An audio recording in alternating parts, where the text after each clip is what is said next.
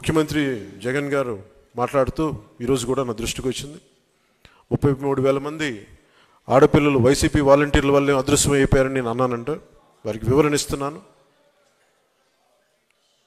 నేను చెప్పింది మీరు డేటాబేస్ కలెక్ట్ చేయండి. మీ వాలంటీర్లు డేటాబేస్ కలెక్ట్ చేయటం వల్ల ఆ డేటా ఎక్కడో హైదరాబాద్లో ఉన్న ఒక కంపెనీకి వెళ్ళిపోయి ఆ కంపెనీ నుంచి లీక్ అది ఎటు వెళ్ళిపోయింది.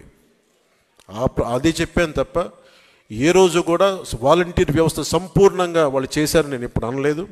వాలంటీర్ల మీద నాకు గౌరవం ఉంది. కానీ కొద్దిమంది వాలంటీర్లు చేసిన తప్పులకి వాలంటీర్ వ్యవస్థ మొత్తం చెడ్డ పేరు తీసుకొచ్చిందని చెప్పాను తప్ప వాలంటీర్ వ్యవస్థ ఏ రోజు కూడా మొత్తానికి చేసిన నేను ఏ రోజు చెప్పలేదు.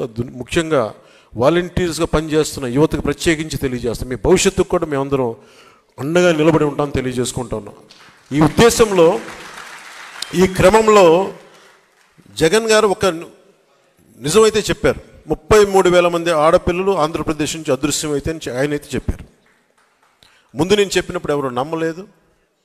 కేంద్ర హోంశాఖ సహాయ మంత్రి చెప్పిన తర్వాత ఇది బయటకు వచ్చింది. అప్పుడు అందరూ నమ్మారు. ఈ రోజుకి ఒక ప్రెస్ మీట్ పెట్టని వ్యక్తి నన్ను కానీ నాయకులు జాతీయ తెలుగుదేశం పార్టీ జాతీయ అధ్యక్షులు ఆయన తిట్టడం తప్ప మా ఇద్దరిని తిట్టడం తప్ప అతనికి వేరే పని లేదు.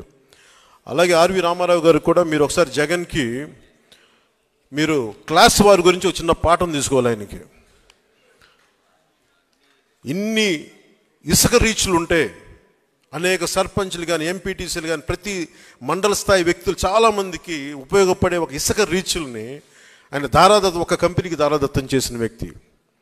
ఒక కంపెనీకి దారాదత్తం చేసిన వ్యక్తి ఈ రోజున క్లాస్ వార్ గురించి మాట్లాడతాడు.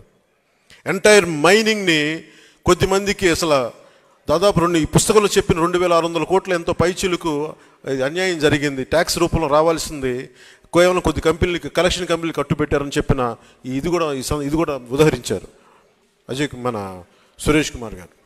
ఇలాంటి కోకొల్లలు. సో క్లాస్ వార్ గురించి ముఖ్యమంత్రి జగన్కి చాలా బలమైన పాఠం భవిష్యత్తులో తీసుకుంటాం. జగన్ మర్చిపోకు. ఏ అమరావతినైతే ఏ ప్రజలనైతే ఏ ఆంధ్రప్రదేశ్ ప్రజలనైతే మీరు హింసించారో, ఏ ప్రజలనైతే మీరు విధ్వంసానికి గురి చేశారో, జీవితాలని చిన్న భిన్నం చేశారో గుర్తుపెట్టుకోండి జగన్. భవిష్యత్తుని మేము మిమ్మల్ని కాలర్ రాస్తాం, గుర్తుపెట్టుకోండి. జై జనసేన, జై హింద్.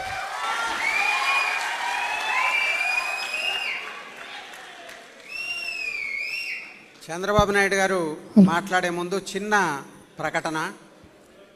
చంద్రబాబు నాయుడు గారు మాట్లాడిన తర్వాత ఈ పుస్తకం రచయిత ఆలపాటి సురేష్కి చిరు సత్కారం ఉంటుంది. అది కూడా జరిగేదాకా మీరు ఇప్పటిదాకా చూపిన ఓపిక ప్రదర్శించండి.